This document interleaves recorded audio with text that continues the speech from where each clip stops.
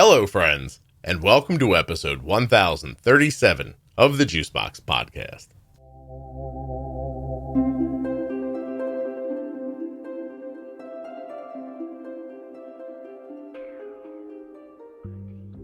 I have a treat for you. Today I'll be speaking with John. He's 54 years old, diagnosed with type 1 diabetes in 1975. About 20 years after his diagnosis, he had a major complication.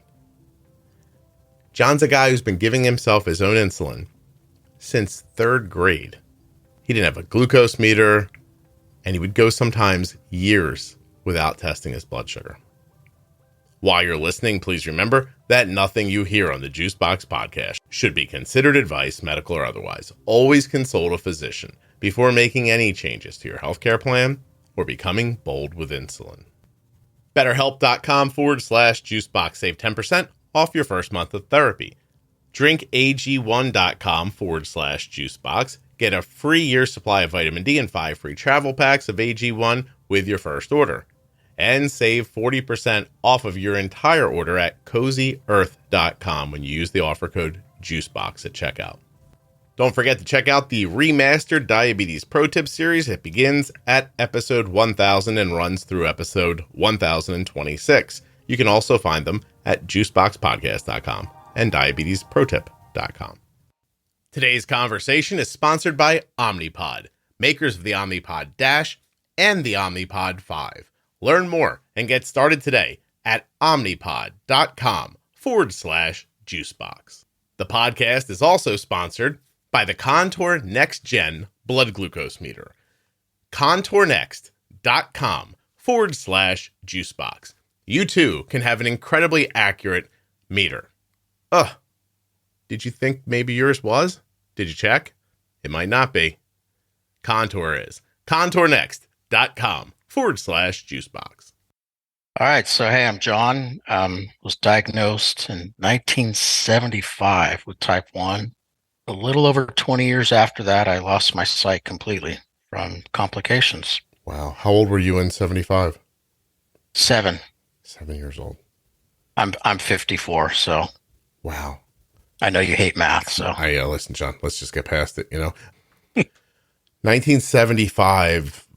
Do you remember the management? I have kind of pictures in my head. It's mostly, I remember certain times and places, and I remember by either later that year, possibly early next year, I saw my mom holding the syringe and her hand was shaking. And I'm like, no. Give me that. And that was it. From third grade on, I was giving my own shots. Now she would draw it up, but it's not something she was comfortable with, huh? Maybe it was just a bad day. I don't know. Again, it's not not like a color film I'm looking back on. It's just one picture I remember. Yeah, but it was enough to make you step up. Yeah. Yeah. And what were you getting? Were you getting a shot a day or 2 shots a day? How were you? So I was getting 2 a day, that, NPH and regular. And what's funny is I don't ever remember forgetting to take my insulin. Mm-hmm. I went to junior high one time and I'm like, oh my God, I forgot. And I actually just ran home and took it and ran back, and no big deal. Yes. But, John, the 70s, nobody cared. No. Nobody cared. Where's that diabetic kid? Oh, he's gone. He'll be all right. Or he won't. Yeah. No matter. So you're trying to tell me that you think you were consistently taking what you were supposed to take? Yes. Yeah. But I think as we get into this conversation further, those doses don't work when you're 20, 22. So nobody ever adjusts anything for you? No, maybe. And again, the doctor's visits were, my story isn't much different than I've heard people talk about, but a lot of threats, a lot of shaking the head, and, well, it's better you're higher than lower. Mm-hmm. Yeah. And then that's what you do. And then this is where it goes. Yeah. And so are you seeing it? I can't imagine, but you weren't seeing an endocrinologist as a child, were you? Great question. It's funny. I remember some of the names of the doctors. I don't remember what they did, though. Mm-hmm. At one point later, probably when I was 18, I went up to University of San Francisco and did like a week-long class there. and they had a big diabetes program. But that was like the first thing I did on my own, and I was 18. So, And that's 11 years after you're diagnosed. yes, yes. Was there ever a moment where you thought, I'm not taking enough insulin? No, because I didn't understand the dynamics of diabetes. It was, oh yeah, I take a shot. What's the big deal about that? Like almost like it's I mean, back then I didn't know what an EpiPen was, but like, oh, as long as I take this, I'm fine. It's like a pill almost, like somebody tells you, Yeah, like a yeah, multivitamin. You got to take this twice a day, and you're like, all right, and then you do it. yeah, Yeah. yeah. But with no understanding of the actions or reactions or anything that's going on behind the scenes, and no one ever explains it to you. And try to, I mean, keep in context if you're listening now and you're like, why didn't he just look on his own? Like the internet didn't exist. No. Like that wasn't really a thing, you know, until, I mean, long after, I mean, right around the time you started having problems, honestly. I'm trying to think of when I had email the first time. And, Well, you know, yeah, blood meters didn't exist. right. I mean, for me, Were they doing blood tests at your visits? I believe so. And again, this stuff is real hazy, and it's funny because a lot of my memories, well, actually, all of my memories are visual. They sort of have to be, but yeah, it's very hazy, and there's a lot of stuff going on in the family. The dynamics. My parents were divorced. I don't know if it was a year before I was diagnosed or the same year. Was there So stuff was getting lost yeah. in the fray. Anybody else have diabetes in the family? No, I'm the youngest of five, and something I listened to recently made me think back to my mother's mom. So all my grandparents came over from Ireland, and so Irish aren't big on records, by the way. That's not a thing I knew about, but okay. Yeah, well, I didn't know were statues either. I heard that the other day. That was a good one. What did I say about? Oh, It's about your wife, Oh. the Irish statue over there. She just stood there like an Irish statue. I just like you heard it here first. The Irish don't take good records. Not record Or they just keepers. don't. Maybe they do. They just don't talk about it. Well, maybe that's true. I don't know. I also don't think it has anything to do with being Irish, but it's so hilarious. It makes me feel better. So. Yeah. Like there was no choice, that they were just following their programming. I gotcha. Exactly. But I remember when I was in sixth grade. So I remember my grandmother dying, my mom's mom, and nobody knows what she died from. And my grandfather lived for another 15 years, but she actually, now back then, I swear she was 100, but as I do the math, I'm like, gosh, she was only in her 70s. She just seemed that old to you. Yes, and she had a leg amputated. Jesus. And I never knew, probably about a year before she died, maybe. And no one ever knew. Like, why? It just wasn't talked about. Nobody spoke about that. No. Huh. It's interesting.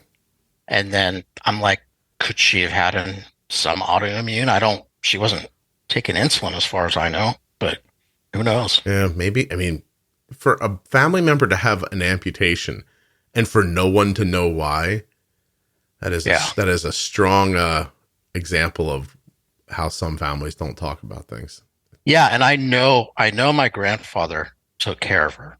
There wasn't a question of that, but it's kind of that, rub some dirt on it and let's go. Yeah. Oh, you didn't mean take care of her, like got rid of her. You meant like cared for her. Because you said she passed and no one knew how. I thought maybe that was the man, answer. I'm not Italian. We'll just malign everybody, John, today while we're speaking. Yeah, I know. Yeah. Too much Sopranos, I guess. Oh, what a good show. That was awesome. Yeah, it was really great. I'm seeing here, by the way, that AOL was founded in 1985, but became popular. It went public in 92, and they say became popular in 97. I remember having the internet on my computer when I was like 19, 20 years old, which would have been around like 90, like in there. We were pretty ahead. Like we were going to computer shows and buying parts and building computers and stuff like that. Yeah. Back then, by the way, sorry. I was a late comer because, well, I was losing my eyesight. So a computer was the last thing on my mind. But then I realized wait, I actually need a computer. Like Mm, I need to figure this stuff out. So I came on in like 99, okay. 2000. Yeah. I remember going to a computer show at like the Armory, like, just a place where and there was just tables everywhere, and you'd go to one guy and buy the motherboard, and you'd go to another table and buy the RAM, and you'd go to another table and buy the case and the power supply. Yeah, And then you yeah. just went home and put it all together and loaded Windows on it, and you had a computer. Back then, RAM used to cost $100 a meg. So 8 megs of RAM was $800. Just keep that in mind. Amazing. Yeah. That's amazing. I love when people complain about things. I'm hearing it today.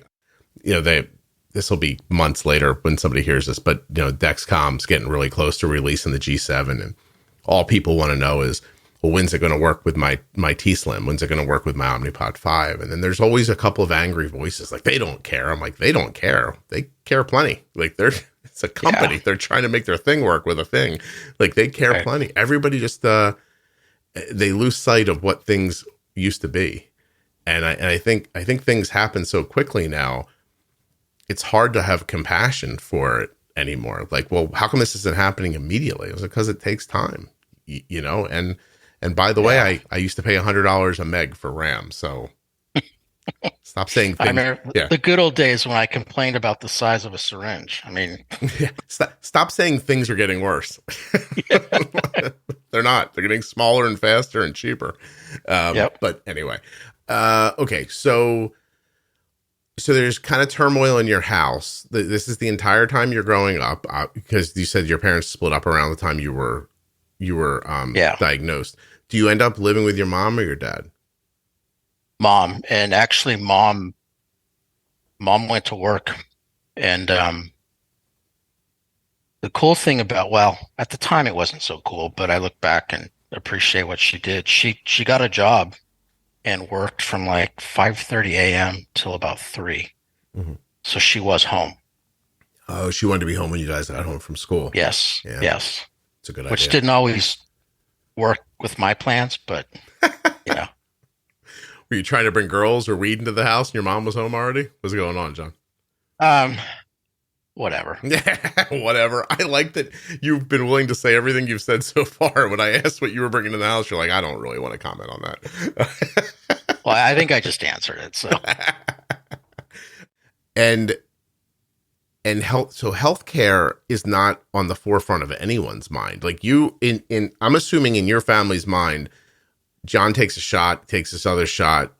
We know what we're doing there. Nobody's thinking about that again, right? Like that doesn't come up Right. for reconsideration at any point. only when the paramedics come. Oh, Like- how often did that happen? I remember in those days, maybe 3 or 4 times. For And Lowe's? yes. One was walking to school, 6th grade. And it's funny, I kind of remember this a little bit better up until a certain point. But our schools were walking distance, high school and junior high, and I was in 6th grade. So I'm walking with a friend. I just kept tripping, and he's laughing, of course, like it was probably looked pretty funny. And my older sister, I have 3 sisters, but one of my older sisters, someone ran back and got her, or she was on her way to high school and saw it and ran back and called mom. Mom called 911, whatever. Mhm. Here's what's interesting, and this gives you just a little sense of kind of family life a little bit. And I love all my sisters, but one of my sisters, a different sister, told me this was only like 4 or 5 months ago. I mean, we live close to her now, and Yeah. she's like, I got to tell you something. I'm like, what? I mean, this is 42 years later. She goes, I remember that day. I was across the street. And she goes, I didn't want to get involved. I just put my head down and walked to school. Oh, wow. I'm like, Did, holy shit, you know, did she say why? Like- because that's what was kind of going on in our world. Choosing an insulin pump feels like a big decision, and it is. I hope it helps you to know that my daughter has been using an Omnipod since she was 4 years old, and she is 19. That's 15 years of using and wearing an Omnipod every day. You can learn more about Omnipod at omnipod.com/juicebox. At my link, you can learn about the Omnipod 5. It's a tubeless automated insulin delivery system. In fact, the Omnipod 5 is the first and only tubeless automated insulin delivery system to integrate with the Dexcom G6. And it's available for people with type 1 diabetes, ages 2 years and older. It features Smart Adjust technology, which helps adjust insulin delivery based on your customized target glucose. This, of course, helps to protect against highs and lows, both day and night. Omnipod.com/juicebox. Now, if you're not looking for the Omnipod 5, but you still want tubeless, you don't want automated, but you want tubeless, you're looking for the Omnipod DASH. Same link, omnipod.com/juicebox. As a matter of fact, if you scroll down a little bit, you can check your coverage and even get a free trial of the Omnipod. You can take it for a test drive. Omnipod.com/juicebox. Wear the same pump, the same tubeless pump, the same pump that won't get its tubing stuck on doorknobs, that you can wear in a shower or swimming in a pool or jumping in the ocean or playing soccer, anywhere. That same pump, the same pump my daughter wears, you can wear it too. Omnipod.com/juicebox. There are also links in the show notes of the audio app you're listening in right now and at juiceboxpodcast.com. When you use my links, you're supporting the show. Like, you didn't talk about things. And which is funny because I'm like, I kind of rebound. Actually, we've all rebounded. I think we all want to talk about a lot of things now in a healthy way. Yeah. But back then, like, that was going on across the street. Something else, like, I don't want to be involved, even though it's my brother. Yeah. Wow. That hurt your feelings when you heard that? I thanked her. I'm like, I mean, look, forgiveness is a real thing. And I didn't know I needed to forgive her. And I'm like, oh my God, I'm 54. I'm like, I don't need one more thing to carry here. Yeah, exactly. I'd be mad about this. Yeah. When I could be mad that the insulin pump companies aren't making Dexcom integration fast enough. Right. No, I take your, I mean, I agree with you. As you get older, you figure things out, right? But that's one of them. Being mad is just, it's ridiculous. It's without sense. I mean, the easiest way to consider this is that wherever you are in your life right now, if you think back past 5 years, you don't remember a damn thing, let alone what you were upset about. Right. It's a waste of time. So, I mean, you can address things in the moment, but sure, carrying it around with you is meaningless. You got to look back a little bit to look forward. Yeah. And a lot of people, and I've been guilty of this too. A lot go to look back and then they're stuck. Yeah. You can get pissed and not be able to let go of something. That's for sure. Yeah. How much older was she than you? Or how is she, I guess? 2 years. 2 years older. All right. So she was, I mean, if you're in 6th grade, she's in 8th grade. She's in 8th. Yeah, she's not looking to be. Does that carry forward in her personality? Like, do you see that in her now? No, she's a different person. Not that side. Yeah. She's a stand-up person. She has 4 boys and just great mom, great sister. I mean, that's, I can't stress that enough, but I was probably a little punk, brother too at the time. So yeah, I don't think she looked over and thought, "Ooh, maybe we'll get rid of him today." She probably didn't understand, the seriousness of it, even like, because this has happened to you in the past, but you're always okay afterwards. Yeah. Right. Yeah. All right. When do you have your first complication? And what is it? Well, I'm just going to go right to the eyes then, because I don't know what. I'm sure I was having complications in my, my preteen years, but I didn't know there were complications. Like when you're running around with, I mean, who knows what my blood sugar was? Right. Scott, I didn't test. Yeah. I mean, that's part of my story, and I hope people don't like, oh my God, I'm not going to listen to this guy anymore. But I went probably 5 years at a time without ever testing. Years? Yes. Oh my gosh. But you didn't even, when did you get a meter? Like, when's the first time you had an at-home meter? I don't remember. It's gotta be... I know I got one, but I don't remember. Like, I should, but You don't even you know. know? And it wasn't, and you didn't grow up with it, with the idea that this was part of the process. So this was basically just someone adding another step that you had lived a long time without and probably figured like, this isn't necessary. Yeah. Yeah. Yeah. When you did test, do you ever remember what your blood sugars were? No, I mean, not until the age of 25. There's, Wow. there's a whole lot of years in there, right? And No I kidding. played baseball, I played football, I worked, I did it all. And the whole thing, the whole don't be low, don't be low, Hmm. you know? Yeah, don't pass out. Yeah. 18 years, you didn't know what your blood sugar was. No. Wow. And that was not outrageous. You didn't feel like you were doing something wrong. Or did you know? I don't know when I crossed the line from I don't know, I don't care to I care, but I'm still kind of in denial about it. Do you think of yourself that way, as being in denial about having diabetes? No, I don't, but I did. You did then. Yes. And it was easy to ignore because if you just did these 2 shots, then you didn't die. And then that was enough. Yeah. And, people talk about, DKA and all that stuff. I think with DKA, once you feel it, it's probably a little too late. You should have dealt with it 5 hours earlier, but I could actually feel it. I'm like, yeah, this doesn't feel right. And then I'll take some more insulin. And then you would give yourself more insulin. Yes. This doesn't feel right. So what do we, do you have context now? Like for how high you, can you guess how high you were when you had that feeling of like, this doesn't feel right? Oh, I'm going to guess 600. Okay. So you're probably riding in the 400s at least most of the time. Yes. Wow. Okay. And young enough to fool it.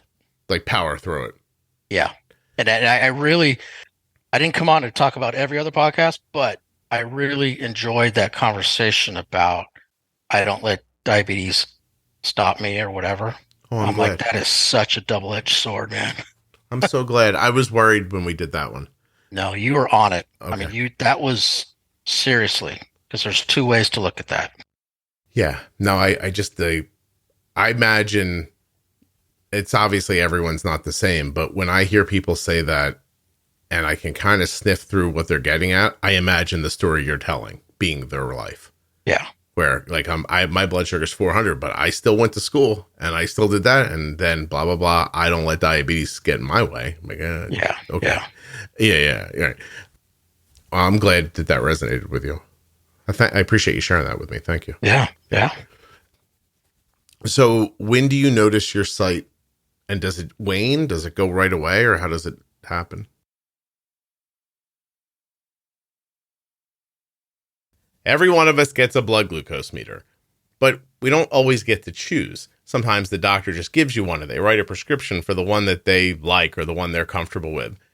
But do you know if your meter is accurate?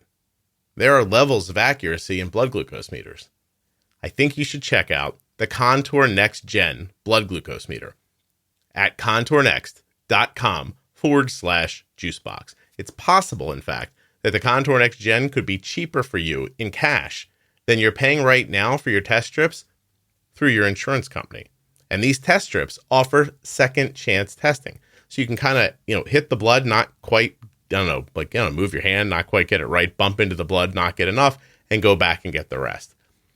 That happens without impacting the quality of the test or ruining a test strip. And none of this is to say that the meter needs a lot of blood. It certainly doesn't. The drop is really small.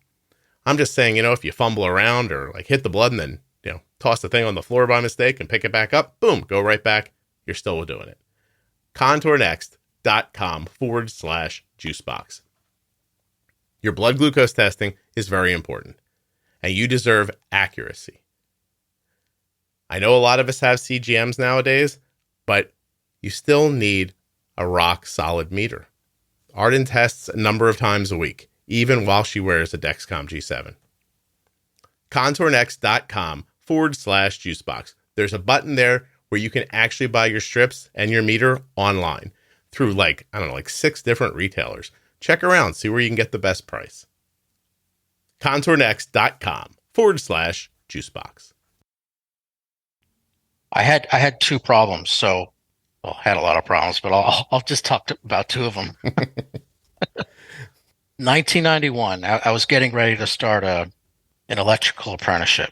Okay, I was actually I'm in San Diego now. I'll just tell you that because I used to live in Northern California. And then at that time in 91, I was down in San Diego for a short period of time. Okay. And then I moved back up to the Bay Area to start this apprenticeship. I noticed in my vision one day, and I'm 23, that the peripheral vision of my right eye had a little blind spot. It's like letters would shift. And it's hard to focus on your peripheral vision. Mm-hmm. But I'm like, well, that's a trip, Yeah. And I found out when I did move up and start working in the trades and going to school, I had cataracts, which I think is still a little bit rare I've never heard of cataracts being a diabetes thing. Yes. Yeah. And maybe I'm wrong. I don't know, but at some point I'm like, it's getting worse and worse. And I'm now testing. I'm like starting to change some stuff, but not fast enough. When I finally 3 years later, I better get my eyes checked. Yeah, you have cataracts. And I did those surgeries and I'm like, oh, that's a piece of cake. But what happened was the doctor did that Seinfeld thing where George Costanza's there and the doctor goes, huh. He's like, what does that mean? That's what the doctor did. I'm like, uh-oh, here it comes. So they couldn't see the retinas very clear until they got the cataracts out. Mm-hmm. And then they had a clear window in and said, you need to go upstairs. They saw damage that was bad. They did. Yeah. They saw some little hemorrhaging and all that stuff. Right. Did you get the injections? Was it too late for that? Was it a different kind of damage?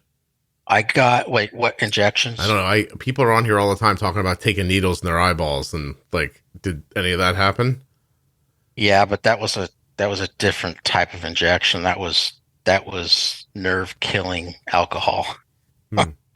I'll get to that. Oh, that's for the pain. It's an Irish story. It's an Irish story. Let me tell you. You got your eyes drunk at a doctor's office. Pretty much, yeah. Hey, let me tell you this before we move on. Yeah. What causes cataracts? As you age, the lenses of your eyes become less flexible, less transparent, and thicker. When you have diabetes, high blood sugar levels over time can lead to structural changes in the lenses of the eye that can accelerate the development of cataracts. So there you go. Yeah. Did by any chance the cataracts look like snowflakes to you? No, it looked like cloudy. It wasn't blurry. And like I played at this point in life, I was playing like adult league softball. Mm-hmm. And I wouldn't play the outfield because I don't want to look stupid. Yeah. So what do? I play the closest position to the batter at third base. I have fast reflexes. I can't see the ball off the bat, but damn it, I'm going to catch it. Wow. And most of the time I did. It's either that or take it down the throat. So. Yeah. I have to tell you, there's as my son got older and older, it was less and less fun to catch a baseball he threw at me. And even as a person with, sighted and I have I need reading glasses, because I'm old, but I mean, that's pretty much it. He lets go of a ball and it almost felt like it would disappear and reappear. It was moving so fast. Yeah. And that was just, I couldn't focus on it quickly enough anymore. And the disappearing fastball. Yeah. It's there and you're like, I've got it. And then the next time you see it, it feels like it's 15 feet closer to you. Yeah. And he's like, what's wrong? I'm like, please, don't kill me. Please don't kill me. But I took one.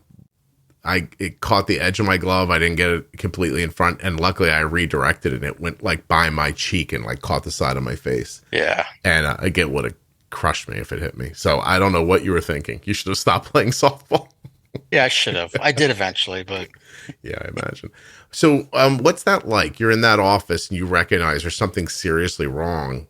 Is it like a come to Jesus moment or what happens? Well, it was a literal come to Jesus moment, but it didn't quite happen yet. I was seeing an endo who, let's face it, I did not like, Mm-hmm. and put the denial aside, put the I don't want to hear it, stubbornness. He was an ass, Mm-hmm. and I realized that I needed him to clear me to get the cataract surgery. My A1C, you're gonna die. It's 15. Well, maybe the number will kill you, but my attitude about it was 16 and a half. Wow. And I looked at it and I go, is that bad? So that's not an attitude. You don't know. Yeah, I didn't really know. When you look back and you feel yourself saying that, is there something you could have done differently? Or were you really that far out in the cold as far as being informed? I should have owned it earlier. I mean, obviously. I mean, that's kind of an obvious statement, but ownership, that's my phrase in life now. You got to own it. Mm-hmm. You got to own it. No matter what, own it, good or bad. And I just didn't want to own it. I wanted someone else to own it. And have you gone to therapy? Do you know why? Did you feel like your parents should have helped you, and they didn't? Like that day you took it from your mom, was it too soon? I don't know. I mean, I wish there was more. I did the diabetic camps. But honestly, you don't really learn anything. I didn't learn anything there. You just learn oh yeah, there's a bunch of other kids flopping on the ground too, Jesus, John. You're gonna get us in trouble today, John. Is he okay? Yeah, he's fine. It was fun. It was fun, but yeah. But it was the education side of it wasn't there yet. And I need this cataract surgery. I need to go on with my life, right. And then I'm going to fix it. No, I was doing better, but I wasn't quite there yet. I did find a new endo, and by the way, he was Irish. I loved him, but he told it to me straight, and I still had sight at this point, not good sight. Mm-hmm. He sat me down. He wasn't a lecture. It's like he put his hand on my shoulder and said, I've seen this. It's not going to work out well for you. And I remember that was the best thing someone could have said to me. Definitive. Yeah. Yeah. No shame. No, you dumbass. It wasn't any of that. And he told me, he said, I think it's time that we look into finding different ways you can draw your insulin up if you can't see it well enough. Oh my God. And that was the first step. Mm-hmm. I'm like, yeah, all right, let's go. So what we're talking about here is that at one point there's just no help. If you go back far enough, I don't even know that it's anybody's fault. I think that diabetes back then, it went from a thing that killed you pretty immediately to a thing that killed you a little fast, like a little slower. You hear people come on all the time. They're like, well, I was diagnosed. They told me I wouldn't live till 40. They told me one woman was told not to even bother going to college, like go enjoy your life. Like somebody was told, and so that's not just right. Like you can hear that today in 2023 and think that's bad advice. But back then, that might have been what they had, right? Which is look, this is what this is. It's not going to go well. Probably don't think about having children. They didn't know that things were going to change in that person's lifetime. They were giving them good advice or, whatever advice for that time period. That makes sense to me. And I think that's where a lot of those stories come from, people like you talked about with your first endo, just getting scolded and yelled at and told do this or you're going to die. Because I think that's what the doctors really believed. And I talked about this with Jenny the other day, and this is going to be disjointed, but Jenny and we're recording a type 2 series right now. Yeah. And at one point I said to her, I'm like, I don't think on the recording, I said, I don't think we're going to help anybody if we're too polite about all this.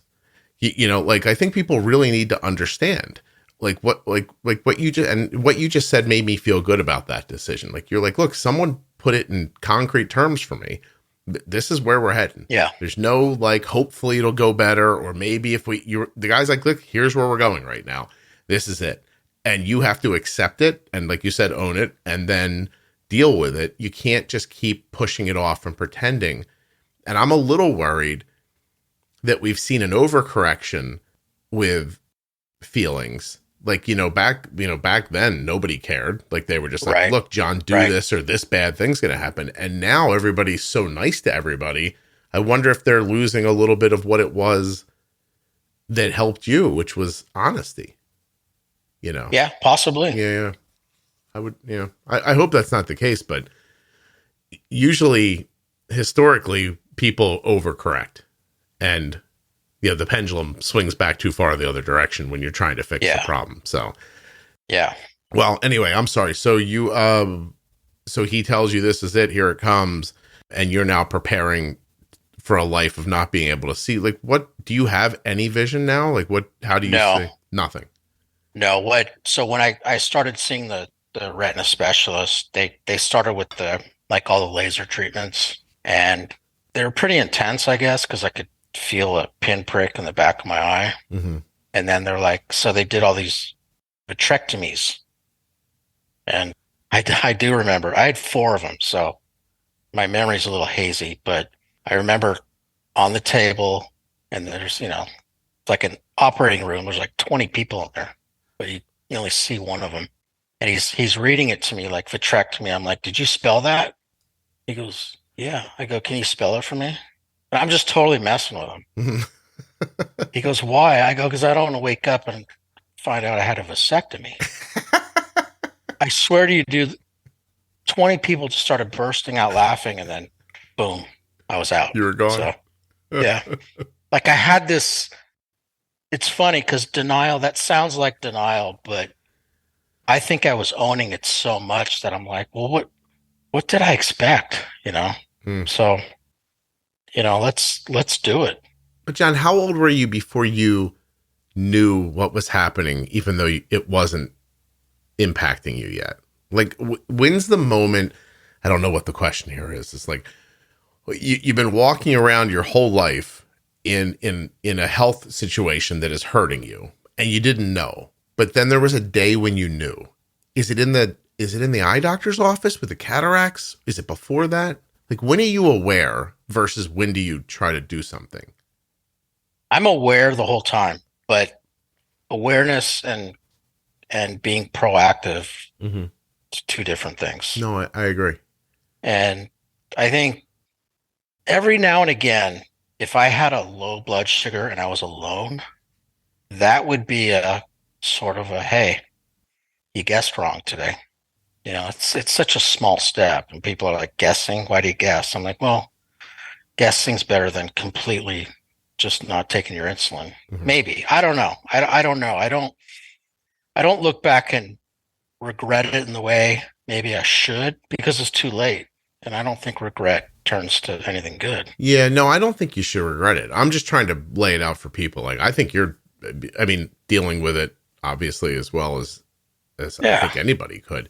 I don't want you to go backwards and beat yourself up. I want to understand how, if I'm being honest, John, what I want is for people to hear your story and then recognize in themselves that they're aware of something they should be doing that they're not doing, if I'm being 100% honest. I'll jump to working as an electrician. Yeah. Okay. I'm lots of it was industrial, commercial, big stuff. And it was probably the neuropathy that caught my attention more, because neuropathy, there's pain involved. Yeah. In your feet? My feet were tingling, but where I felt it was in my abdomen. Oh, no kidding. I could, someone could punch me in the stomach and I'd laugh. But if I was my buddy had a CJ5 wearing the Jeep, and I'm wearing a t-shirt, and the t-shirt flapping against my stomach hurt. Mm. Just because of the nerve endings on your skin, like to feel touch. Yeah. Yeah. Do you have gastroparesis?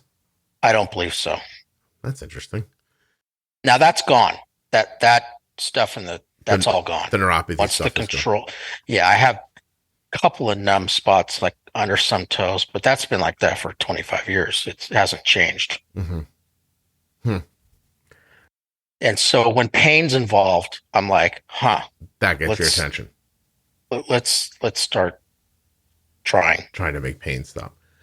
What were you talking about earlier about injecting alcohol into your eyes? So, so losing my eyesight was not the hardest thing I was going through. The hardest thing I was going through was because of all the surgeries.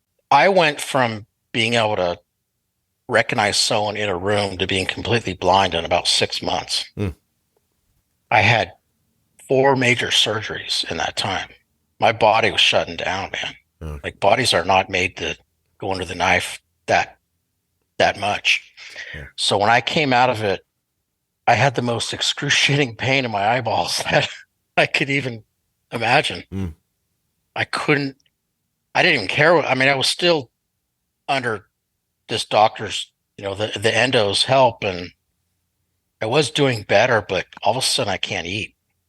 I can't eat because I'm in so much pain, and they're pumping these pills down my throat, and I'm like, I'm not going to survive. I lost 45 pounds, in that time.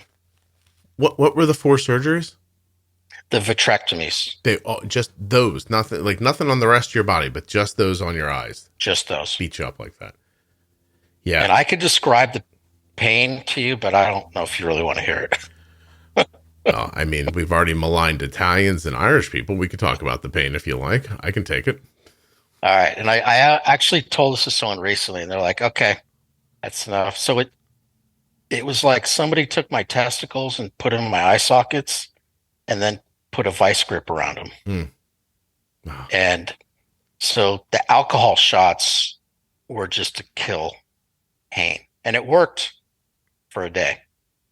So you'd go to the doctor, they'd do these injections, and you'd have relief for a day, and then it would come back? Yeah, and I'd come out with a huge black eye. For 1 day's worth of refuge. Yeah. Did that ever subside? There was a moment at my mom's house before. I think I had 1 surgery left to do, and I shouldn't have done it. I should have just threw the towel in. But I'm sitting there. I had to move back in with mom, and which is fine. She helped, and I couldn't draw my insulin up yet. So I'm sitting there going, yeah, I'm never going to see again. And I had some anger issues earlier in life, but it was different. This is where the attitude change happened. And I'm sitting there going, how, people, they talk about near-death experiences and their life flashes before their eyes. Mm-hmm. It wasn't quite like that, but it was like the last 5 years of my life, it was like a slideshow. Now, I still had light perception, but I couldn't see. But it was like these clear, vivid, really stupid things I had done in life, rolled my truck a few times and just bad situations I was in. And it was kind of rolling through, and I'm like, why am I thinking about this now? And, you talked about this come to Jesus moment earlier. Yeah. And I'm going to be honest with you. I think God smacked me and said, hey, dumb shit, all those times I was there. And I'm like, oh, that's it. That's it. We grew up going to church, but it was just that. It was just going to church. Mm-hmm. Say the prayer. I'm in. Cool. Let's go. Right. But that was the moment where I go, God damn it, grace is real. That's a real thing, grace. And I just go, whoa. And I'm like, all right. And that was the attitude change. And, I've heard people talk about prayer, and I'll pray for this, pray for that. And I believe in that stuff. But Scott, you got to imagine a guy about to lose his sight and has a brand new 4-wheel drive and dirt bikes. Yeah. There's a lot going away. I'm praying. I call it the great bargaining table in the sky. God, give me one eye, and in a year you can take a toe. Just stupid stuff like that. Mm-hmm. And what I understood in that moment, it was a quick moment. It wasn't like I saw a bright light or I wasn't elevated out of my chair. It wasn't anything weird. It was just this moment where I changed something. I go, instead of give me, make me, people are like, what does that mean? An example is God, give me a great wife. well, how about God make me a great husband? Mm-hmm. And it's a subtle shift, but that's where it did change for me. Like not just diabetes wise, but lifestyle. Yeah. You experienced like a clarity of thinking. Yes. Yeah. And was that precipitated by the knowledge that this loss was coming and there was no way around it? When I lost my sight, I felt the biggest relief I've ever felt. Do you know why? Because I was trying to carry this around. I didn't want people to know I couldn't see well. Oh, you were pretending a lot. Yeah. And I'm like, well, hell, if I'm going to go blind, you might as well take it all, because there's no denial about that. What is the shift like going from some sight to no sight? Like how, because you're living with your mom when it happens. I assume you don't live with your mom anymore. No, Right. no, I'm married and we have a son, and it was easy. It was the pain that was killing me. Mm-hmm. I'm like, can we get rid of the pain? And that goes into this whole other chapter. And I'm like, well, I don't know. This might be an after dark thing. I'll let you decide. But so the pills kept coming, and I think you probably know where I'm going with this. Yeah, I imagine I do, but go ahead. On and off for years, on and off. Any kind of congestion, a cold, like, oh my gosh, like my eyes are killing me. And so, Vicodin left and right. And during that time, I met my girlfriend, who's my wife now. And no, I've never seen her. And it was just kind of off and on. And then, so we got married, a few years after that. So that we're up to like 2003. Mm-hmm. And first of all, anyone listening who's engaged or going to get married, don't do a major surgery the same year of your marriage, because what happened, and don't do it on your wife's birthday either, which two things I did. I had my eyes removed. Oh, no kidding. Yeah. It's kind of like a Halloween pumpkin. They just slice them open, suck everything out, and they put marbles in. So I literally have marbles in my head, which some people are like, yeah, no shit. So are you going to have to make some bleeps and stuff? Oh, that's fine. If you're going to say stuff like that, you curse as much as you want. But what it did, and this is where it got real tricky, it took acute pain and made it chronic. Okay. So, picture like a stabbing pain, and all of a sudden that pain moves around throughout your head, and you don't know where it's radiating from. Mm-hmm. Like there are days my teeth hurt. I'm like, why do my teeth hurt? Mm-hmm. That's just the nerves. The nerves are all confused, and that's when a doctor, and I'm not going to blame doctors ever, because part of ownership is like, well, you're asking for it. So yeah, someone had the bright idea to, hey, there's this OxyContin stuff. Here we go. Oh, wow. Here we go. And I'll go through this fast, but there's a line between drug dependency and drug addiction. Mm-hmm. And I crossed that line. Yeah. For sure. You were using hillbilly heroin. Isn't that what they called it? That's what they were calling it back then, exactly right? What they call it. Yeah. I remember chewing it up. No kidding? Is that how it went in? Yeah. And they've changed that now, and then the fentanyl and the methadone and and I'm what's funny is you and I have this common, like I'm a stay-at-home dad, mm-hmm. During this time. And I know it sounds nuts to manage it during the day, which please know I did. It wasn't till my wife got home and it's like, okay, now it's time. You can't live that way. Yeah. So you managed the pain all day long and then got away from it when somebody was there for your son. I took the very minimum amount. Okay. And she has a job that she could work from home a couple days a week or get home by 4:00. But as time went on, I'm like, I have to stop. I have to stop. I didn't care about pain anymore. It's like pain is much better than withdrawal. Yeah.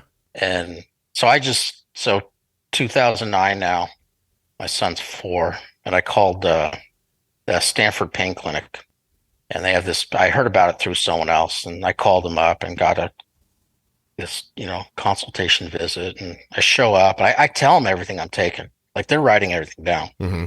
and they're like, "What's your goal?" I go, "What do you mean?"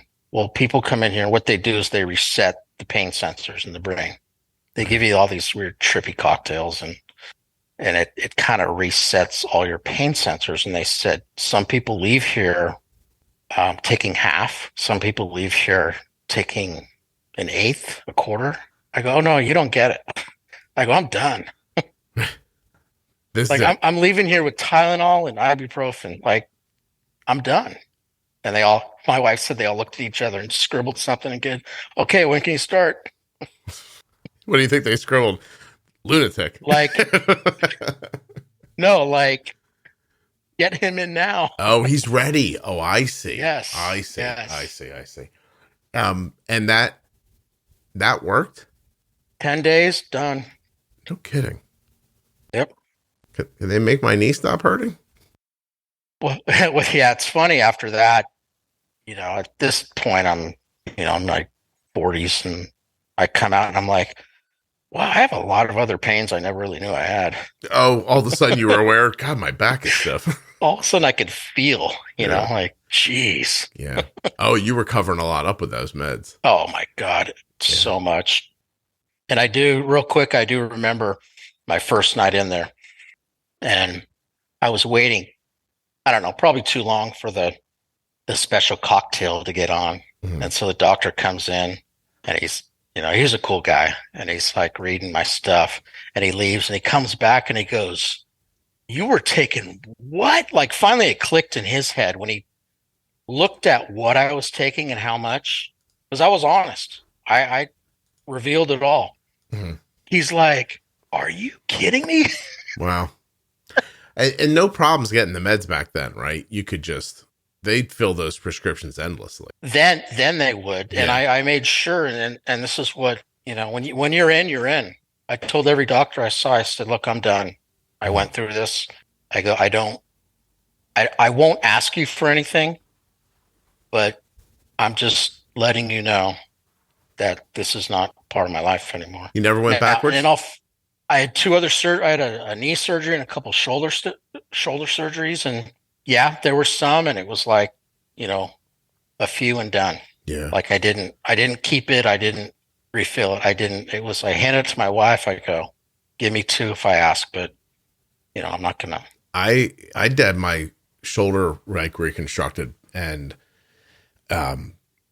at first the guy's like, here's the meds, and I was like, I'll be all right. And he's like, you're not gonna be all right. And I was like, nah, I will. And we got home from the surgery center, and I looked at my wife and I was like, I'm like, give me one of those pills. And I don't do anything. And I took it, and the minute I could move to like the step down, whatever the guy said the step down bottle was, I was excited to get off of the pills I was on, because they messed. I mean, I couldn't feel how badly my shoulder hurt, but I felt messed up otherwise. I'd say one of the biggest things when I did the thing at Stanford and came home, I'm now dealing with my blood sugars are really high. I never had to deal with that. Like I don't care what people say. Those pills lower your blood sugars. Your anxiety's there's probably don't have any anxiety, right? Yeah. There's no adrenaline. Like you're just all like relaxed, and yeah, I bet you it has a lot to do with that. Well, how do you manage your diabetes today? Like what technology do you use? So I have a G6. I have a Tandem. Mm-hmm. And that same doctor back in, I don't know, 2002, he's like, I think you should be on the pump. And I was like, what? I can use a pump? And he's kind of like, dude, you can figure anything out. So let's go. And it was the old mini med, I think the 508, Mm-hmm. and very mechanical. Like I could change an infusion set alone easily. Okay. Like you pull it out, you fill it up, you flick it and pray and squeeze it through and go. And then I moved to the Paradigm, a little bit harder, but I'm still dealing with 3 buttons. And by this time it was right before I got married. And so my wife was helping me when I needed it. I had instructions written out for that pump, just in case I got in a situation. And then moving down south here, I'm like, I gotta find a doctor, and I found a good one, I think. And he's all about like doing what works for me. He's not stuck to one or the other pump companies. He's just like, I want you to try this Yeah. because I think it could help. How do you manage, like, I mean, seeing the screen and knowing what you're doing? How does all that work? So when I met with the first rep, she brought one in for me to check out, and I asked her. She had an iPhone. I said, "Do you have?" I think I asked her, "Do you have an iPhone?" She's like, "Yeah." I go, "Do you mind if I check it out?" Like, I go, "Or do you mind turning your voiceover on?" Okay. Because I wanted to see the app. That the pump I was playing with wasn't connected to her, thankfully. But I go, I just want to check out the app. She's trying to turn on voiceover, and I go, here, let me see your phone. I hit here. I go, turn voiceover on, and her phone starts talking. She's like, oh my God, I had no idea it did that. And I look at the app, and I'm like, okay, you're 89, feeling okay, right? Like I'm asking her how she feels, and I just wanted to see the app and to see what I could see for the app. Now the Dexcom, I've been on the Dexcom for over 2 years, and that was great. It's all the app, and I could. That's easy. Tandem, a little bit harder, and I just go. I want to be able to bolus with the quick bolus button, and then obviously I have to clear notifications. That's the only time I have to use the touchscreen. Do you use the algorithm? Yeah, You're the using CIQ. Yeah, you're using that. Yeah. What's your A1C now? 6.8 was the last. Wow, that's exciting. How long do you think it's been since you saw a 16.5 A1C? I had moments in time of down around 6, in the last 20 years, but then they jump way back up for whatever reason, whether it's pain related or I had moments. But what I noticed since being on the tandem, I started a little over a year ago. I think I was a 8.2, and then went to and I wasn't always at an 8.2. It just, for me, stuff just fluctuated so much. Jumps around. All right, it jump up and down, but it went to like a 7.2 and a 6.8, and so the trajectory is looking good. And I'm like, it's always the direction, right? Not where you're at. How do you evaluate? I mean, the CGM does it lack value for you? Because you can't really like infer from the graphs. So does someone do that for you, or you just like it for knowing what your blood sugar is in the moment? It's both. I have to remember trends, and I do hop on the Clarity app to look.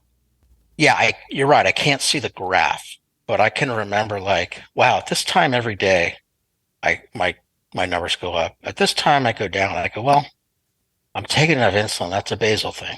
It's got to be. And I had just a small surgery over the summer, nothing big, but I had to fast for a day. I'm like, perfect. I sat there and watched the Dexcom. Like, I have no food. Yeah.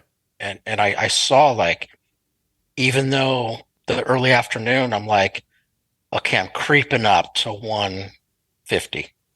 Okay, with food, even bolusing correctly, that's going to be a bigger problem later. So I was able to see it and go, okay, I'm gonna jump it up here down around noon, for a couple hours, but I can't make those changes on my own. Yeah, right. And that was my original thing about coming on here. Like, I talked about the iPhone and the voiceover. I'm like, I always wished pump companies could throw that little voice chip in. And let you, just so you'd know, this button does this. I just click the... Yes. So on a pump, the way it would work, I'm imagining, is you'd want it to be like, you'd click it and it would say menu, and then you'd say hit down, and it would tell you what sub menu, and then you would know where you were constantly before you push the button. Now, how the iPhone works is you turn voiceover on, and it's what's funny is watching a sighted person trying to use an iPhone with voiceover because they're just completely lost. Because what you have to do is I scroll my finger and I'm like, okay, messages. The last thing you touch, it announces. Now you can move your finger anywhere on the screen and double tap real quick. It'll open messages because it'll remember the last thing you touched. Okay. And I open it, reply to so-and-so. I double tap on that. And then the keyboard pops up. It's the same thing. Like, hey, you find the H and quickly tap it twice. And every letter happens that way with voiceover. Yes. But it's like anything. It's like you get good at it. Yeah. You know, I'm not going to win any texting competitions of speed, but you know, I tried Siri for a while and I'm like, wow, Siri really sucks. I was going to call this episode Own It, but maybe texting champion will be the way to go. Yeah. I don't have any awards, but in my mind, I'm good. So all that matters. Can I ask a little bit about like meeting a person after you've lost your sight and telling them you have died? Because you're a double whammy, right? Like, yeah, I must be good looking, right? Sounds like, tell you what, I'm handsome. And the reason I know that is because a lady married me after I had diabetes and I was blind. And is blind the right word, by the way? Oh, I don't care. I really don't care. Blind, vision impaired, and I don't know the difference between the two. Some might, but I get it, and I don't. But how does that does somebody set you up on a date? No, I was working with high school youth, and no, she was not a student. Let me get that out of the way right away. Okay. John, is he about to tell a story about how he got a high school junior to date him? I was like, what's happening? People are like, I really don't like this guy now. Yeah. No, I was doing stuff with youth, and she'd come to this church in this coastal town, and now we have two different stories of when we met. She swears she met me at a mutual friend's house, and I know she was there, but I never talked to her. I go, that doesn't count. Mm-hmm. And then apparently, I'm going to embarrass her now. She went on some work trip and told one of her best friends, like, I think I met the guy I'm going to marry. No kidding. Yeah. Look at you. And then later on, we started doing stuff. And so I'm pretty good on a computer now. Mm-hmm. And this little funny story, we went out to lunch or something, and we weren't dating yet, but I'm like, well, here, do you want to write your email address down? You know, I could have someone look at it, whatever. And her, I think I might have had her number. So I have to say her name, and I know she won't care. That's fine. Okay? Yeah, it's fine with me. So her name's Kirsten. And I'm like, so she had a website. It's not there anymore, so go ahead and look. It's not there. But it was Kirsten@Kirsten.com. So I'm like, I'm going to send her an email that night, and I'm like, no one's home. And I'm like, how do you spell Kirsten? So I start typing in, and you would not, or maybe you would, believe the site that popped up. And I'm like, oh my God, she's a porn star. Finally, things are going my way. And I'm like, I obviously spelled it wrong. And I'm like, okay, this is why you just don't type random things and hit enter. Don't do that. I was at a job once and I needed an image. I was doing graphic design. I needed an image from like a government building. And I typed, I think something.com and it should have been .org. Mm-hmm. And that did not go well. And it was so bad that I had to go immediately to my employer and say, listen, I need to tell you what just happened, because I think if this comes up in a report later, I'm going to be in trouble. Right. And so that's as crazy as it was that the White House has since like wrestled like that link actually goes somewhere else now. Okay. But it didn't then. And, it freaked me out. So anyway, I know how you feel is what I'm getting at. Yeah. So we dated a few years, and we were older. I mean, not super old, but we were in our, probably mid-30s. Mm-hmm. And we kind of had this, we knew what we were getting into. Like, we were both like Old kind of enough. done with screwing around, and Yeah. like we had goals, and the marriage question came up. We talk about it, like, and then finally I popped the question. So It's interesting. So you don't know what she looks like at all, right? no, but what's funny is we were actually at the same high school prom. She went to another high school Mm-hmm. in the same town than I did, but I went with a girl that went to her school. So we're actually at the same prom. We're at like three U2 concerts not together, but at the same concerts. And so we're places Yeah. during life. So maybe in the back of my mind, I've seen her. I don't know. Do you do a thing where do people describe like famous people that you would have recollection of? Like, or do you just do it by touching their face and that's it? How do you handle like understanding that? Like people like come in contact with, or Yeah. Like if you and I met and we were trying to give you context, would I pick somebody famous from before you lost your sight and say, hey, I kind of look like this? Or sure, because I don't think you want me touching your face. So John, I don't know. You seem nice enough. I'm all right if you want to do it one time as your hands are clean. But you know what I mean? yeah, I'm not falling for that one again. John, it's my face. You'll be fine. Come here. Listen, you understand embarrassment. You're a 49ers fan. So I know. I'll get to it. I want to know how you watch football. I do, which is funny because I listened to your podcast on the Odyssey app, and I got the Odyssey app to listen to the Northern California sports talk stuff. NFL's weird though, because if it's a game I care about, like if it's a Niner game, I want my radio guys. Okay. And so that was free for a while. Then I had to get a VPN, and it's like $10 a month, and I'm like, it's worth it. Mm-hmm. Other sports, if it's on TV, it's fine. Like I can follow it well enough, except basketball. I can't watch basketball on TV. Like they talk about everything but the game. Baseball's good. Yeah, baseball play-by-play is amazing. Yeah. Like usually two guys do a good job or whoever does a good job. Yeah. Well, so it's not, it's fine. I mean, we actually got engaged at a Giants game. San Francisco Giants. Yeah. I just learned that my podcast is on Odyssey. Well, there you go. See, I'm good for something, man. I didn't know. I was like, I don't think I'm on Odyssey. I'll figure it out if you don't. Now, if I have to, that's just what pops up for the week. Mm-hmm. If I see something on the Facebook group, I'll just do a Google search, and I'll find it that way. If I see a title, or a topic, and then I'll just download it. That's really interesting. I don't think, does it have all the episodes? I don't know how to find older episodes on there. Okay. It has the most current, like there's usually 5 or 6. Cool. Well, that's great. Yeah. Excellent. Yeah. I honestly, you said that and I had to stop myself from going, get out of here. Really? It's like, like, let me look. Yeah.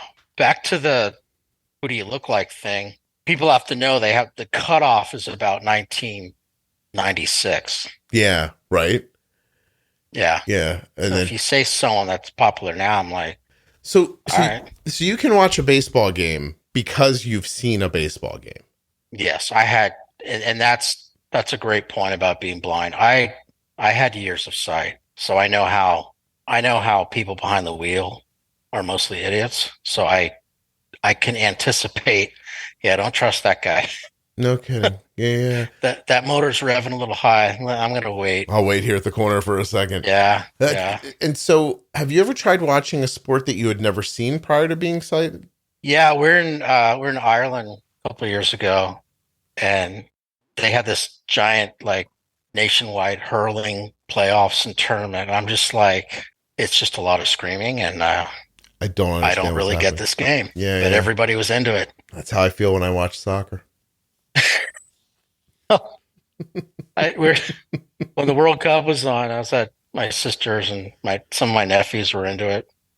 and they had it on the TV, and I go, "Hey, can you turn the sound up so I can follow the action?" I'm like, "Oh wait, it's soccer. It's Don't okay. worry about They're it." just going to run back and forth and nothing's going to happen.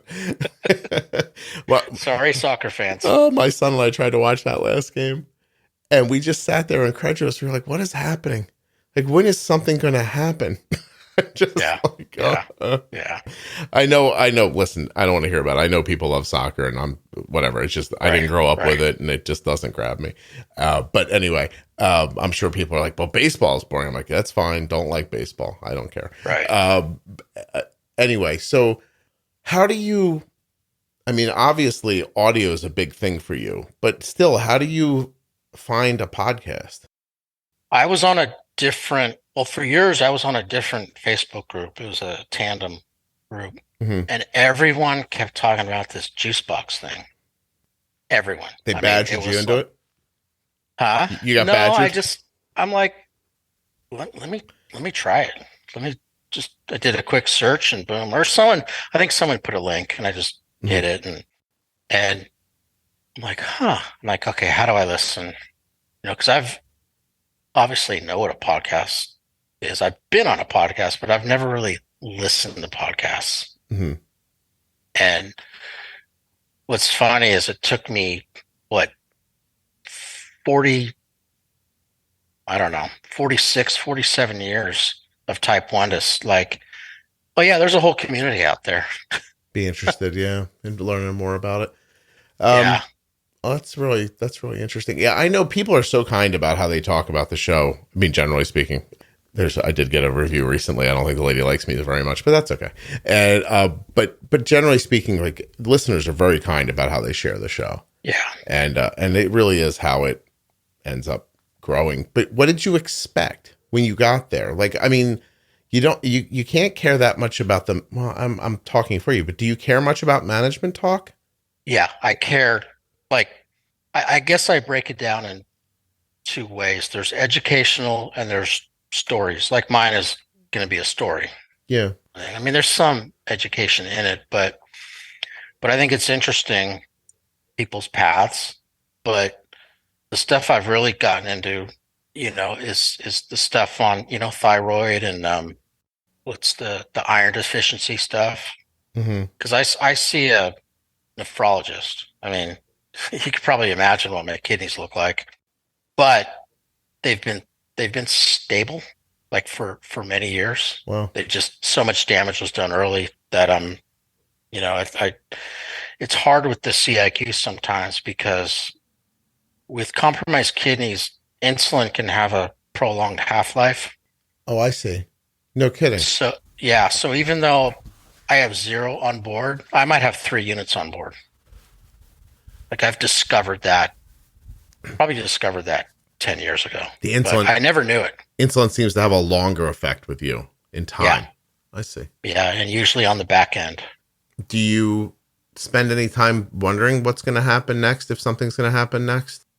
No, I it's kind of like when I lost my sight. If I thought a week ahead, I'd get all jumbled up. Mm-hmm. And I know it's such a sports cliche, one day at a time. It's so stupid, but it works so well. Like you go, I'm gonna deal with it. Dialysis is my future. I'll deal with it. Yeah.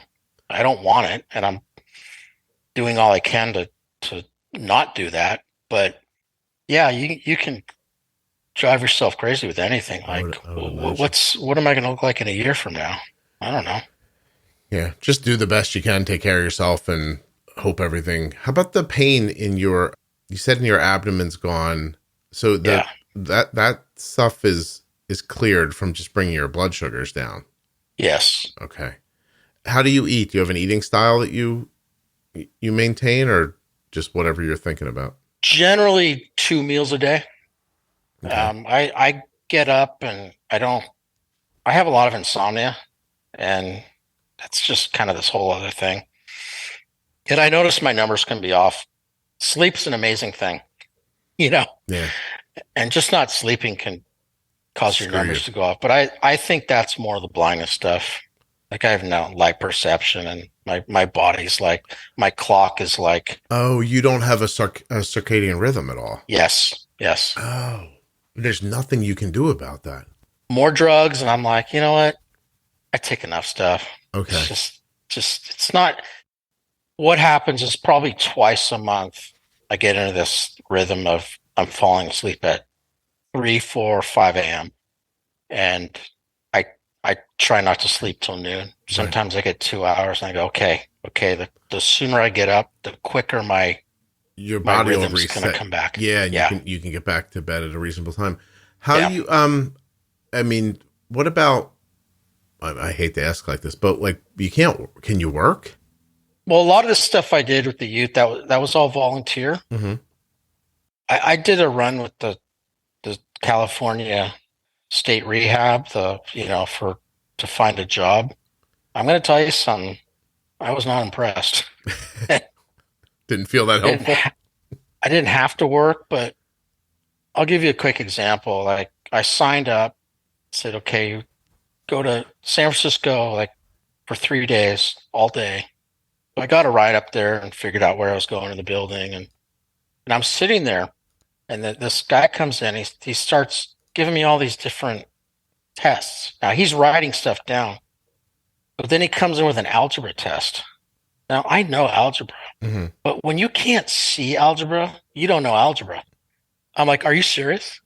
He goes, yeah, we got to find it. I go, and it was actually multiple choice. And I'm like, all right, C. Like I'm not doing this. This is ridiculous. Like there was no computer, anything. I thought it'd be more like, what can you do on a computer? Yeah. I mean, I was a forum moderator for 12 years without eyesight. Right. I'm like, I can do anything on a computer. But the state of California says we're not making it different for anyone. Oh. And we're going to give you an algebra test. All right. How'd I do? How'd I do? You know what? Just lie to me. Yeah. So I looked into that, and then the volunteer stuff was great. We moved down here about 4 years ago, and so it's kind of like restarting everything over. Mm-hmm. And then, of course, the big COVID hit, and it's like, all right, well, yeah, don't have to work. There's stuff I'd like to do. Not sure what it is, but do you have that thought? Like there's something you should like. How do you feel your day? I guess is my question. Exercise. Mm-hmm. That's big. Reading, music, and just the normal stuff around the house. Yeah. Dishes, all of it. How old's your son? He just turned 18. Oh my gosh. That's something. Yeah. Yeah. I reminded myself a couple of times through this story that you've been married a while, haven't you? Yeah. 20 years next month. Yeah. Wow. Good for you. Any worry about, I didn't ask you, do you have any other autoimmune stuff? You said thyroid at one point. Yeah. I thought you might ask me that, and I quickly jumped on my medical stuff online, and TSH, right? Yeah. I think it's 0.83. Wow. Yeah. They've got that managed down. So I've been on Synthroid, and now it's the thyroxine stuff. And, mm-hmm. and I remember my doctor years ago was like, always get Synthroid, nothing else. Yeah. And so I asked this doctor that question. He says, well, the other generics have caught up. And I've listened to one, you were talking to an endo about the shape and color mm-hmm. of these things. I'm like, well, that's a good thing to know, because since I've been down here, the shape, I don't know about the color, but the shape is always the same. So you have, pretty sure it's the same med. So you have hypothyroidism, you have type 1 anemia? Yeah, a little bit. A little bit. Okay. Does your son have anything? No. I have we're coming towards the end. I saved what I think is the worst question for the end. I hope that's okay. Awesome. I'm sorry. I've been a 49er fan forever. Is that it? Yeah, no, John, I've stopped myself 3 times from asking you what it. Oh, you guys deserve it. No, there's no this question. wasn't about the football. Now you're making me feel No, listen, hold on. Go ahead, ask your question. We'll get to how the Eagles destroyed the Niners in a second, okay? Thank you. Yeah. Thank you. How oh God. How does it feel to have never seen your son? That can be tough. I ain't gonna lie to you. That can be, because people can be brutal without being brutal. And so I know my son during part of his life looked like some of my nephews, but a lot of those nephews I haven't even seen either. Mhm. Um, and so, God, I love Facebook, but my wife posted a picture of him, me, and her, the three of us or something. And someone that I don't know that knows my wife, oh, he looks so much like your family. Oh my gosh, like, does he look like anyone in your husband's family? And I'm like, you suck. Thank you. This has been I don't fun. know this person. Yeah, I'm like, yeah. you suck. This has been fun. Thank you. There's no malice at No, all. sure. And No, I'm I understand. like, oh my God. People say there's pictures. For a profile picture once, I put a picture of me up from 8th grade, and people are like, oh, there he is. Oh, I okay. see it. Yeah. I see it. I never think my son looks like me. And then I saw a photo of him kind of like hamming it up as a freshman in college next to a picture of me like 5 years old, and we look oddly similar. And I, of course, I'm adopted, so I don't have I've never known anyone who's looked like me. Right. So I don't see it the same way. And I think I kind of feel like no one looks like me, so I don't even see myself in my kids sometimes. Right. But it's hard. I mean, it's hard to miss sometimes, But sometimes the mannerisms kick in too. That helps more. Yeah. Now, last night on the live thing, people were like, "Oh, I finally see you," and I'm like, I wanted to go, what does he look like? But I just thought, well, I'm talking to him tomorrow. I'll ask him. I don't even know. I couldn't even begin to tell you what I look like. I have no idea. I think my head's too big. If I had a critique of a creation or whoever did this to me. I'm not asking what's wrong with you. I'm asking what you I have like, I don't know. I think I have brown wavy hair that's, I mean, I keep it not short, not long. So I used to have tighter curls when I was younger. They're wavier now that I'm dying and my body's giving it up. I'm not thin. I'm not overweight. I'm not attractive, and I'm not ugly. I think I'm an average looking, not bad guy. My wife told me I was handsome at lunch the other day, and I was like, what? Like, I don't feel that about myself, if that's true. Right. 5'9". Have you been to therapy? Because I'm hearing a lot of what you're not. I don't know. I don't know how to say what I am as far as like visually speaking. I mean, this just described like Bernie Kosar. I don't know. You know what? That's fair. I look like Bernie Kosar, but I'm right-handed. And okay. But you know what? I don't look like Bernie Kosar, John, but that's not oddly far off. Okay. That's interesting. Yeah. Oh, that's very interesting that you did that. That's that visual memory that I couldn't even describe what Bernie Kosar looks like, but I saw him in 1982 or something. And yeah. I'm going to hold on a second. Look, no one else, if you're driving, you don't look for a picture of Bernie Kosar, obviously. Also, most people are like, I have no idea who that is. Quarterback of the Browns, back when they sucked less. Yes. Not that they didn't suck. They just sucked less. Do I look like Bernie Kosar? I'm looking at a picture of him when he played for the Dolphins because he was older. Boy, you know what, John? Yeah. Okay. That's not oddly far off. Okay. I'm going to get a Bernie Kosar jersey. See if I could make money doing stuff like that, that'd be awesome. Also, not for nothing, but CBS News reports the Browns have cut ties with Bernie Kosar after he made a $19,000 bet on the team's season finale versus the Steelers.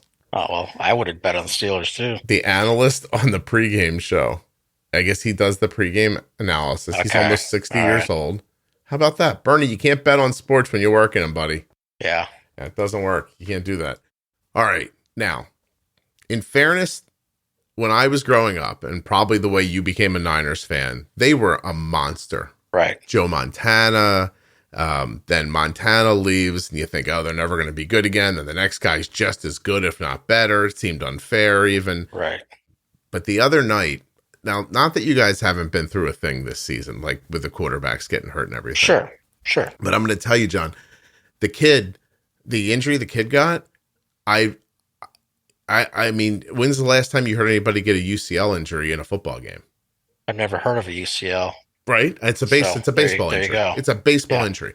And Yeah. all I can tell you is he had his arm was cocked back, and the guy came in, slapped at the ball, caught enough of his forearm that it just yanked his elbow back like that. And it sprung out. He's a young kid still. Like, I mean, I know he's a big, strong athlete, but I don't know how people think about it. He's still young. His body's not even mature all the way yet.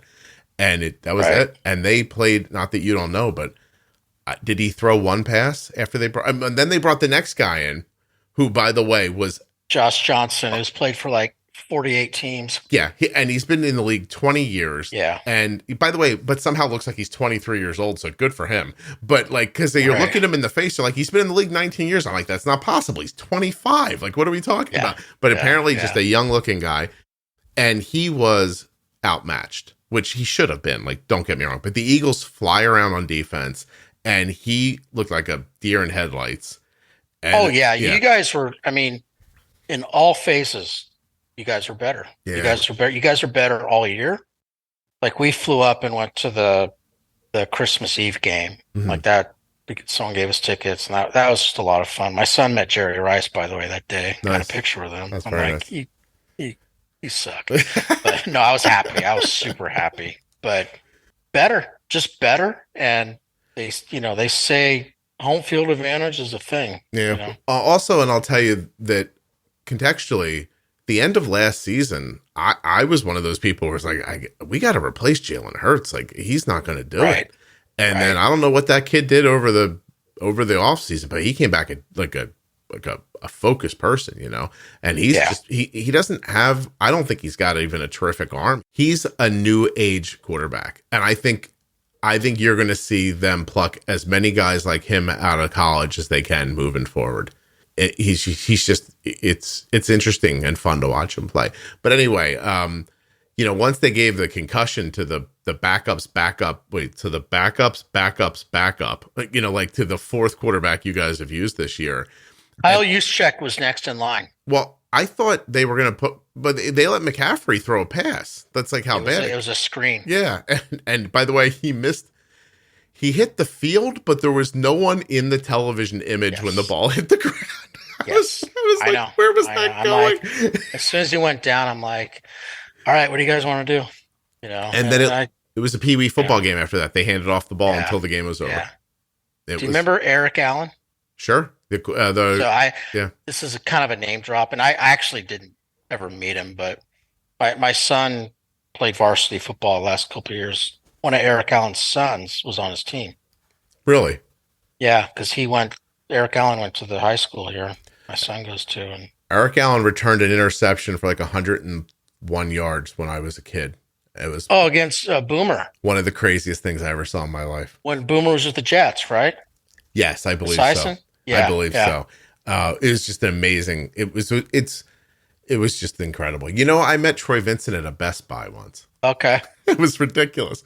We were walking out together and like walking to our cars, and I looked at him and I went, Troy Vincent? And he goes, yeah, what's up? And I was like, hey. And then we just walked away. That's the best way to do it, right?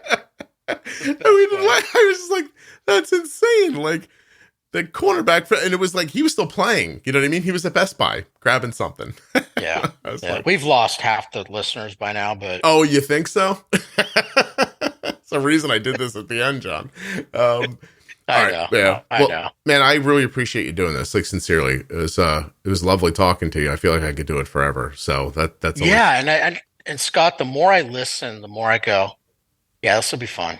Like, this will just be fun, and it's not, And what's funny is last night I saw a post from a blind guy. I actually went on to the Facebook group and just typed in blind. Mm-hmm. And I saw this post come up, and I'm like, well, I should answer this. It's a week old, so I wasn't way far off, but I did. And I'm like, it's helping people, but it's also having humility and being able to learn at the age of 54. You have to have both. You got to be confident and be a little humbled, and don't get involved with the drama. So. Yeah. Well, I want you to, this is a compliment. I hope you take it this way.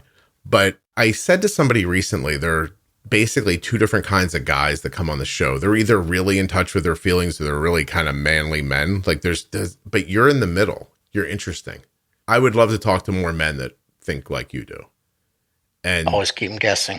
Well, no, just like you lived, it's like you have two different lives that you're drawing. Yeah. From. That's what it feels like to me. Like you were a guy who was going to be an electrician, and you're a guy who knows what it's like to live without sight and to be humbled by your health and to not give up and to fight back. Like you're an interesting mixture of a person.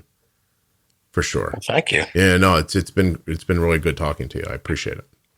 Cool. Yeah, thank you. Would you hold on for a second, please? Yeah. Thanks.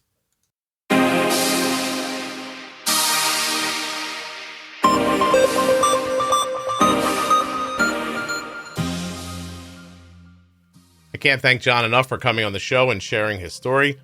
And honestly, I can't thank the Contour NextGen enough for being a longtime supporter of the podcast. They even supported the remastering of the Diabetes Pro Tip series. So check them out. contournext.com/juicebox. And of course, Omnipod. The Omnipod DASH or the Omnipod 5, whichever is the one you're looking for. You can find it at omnipod.com/juicebox. Links in the show notes. Links at juiceboxpodcast.com.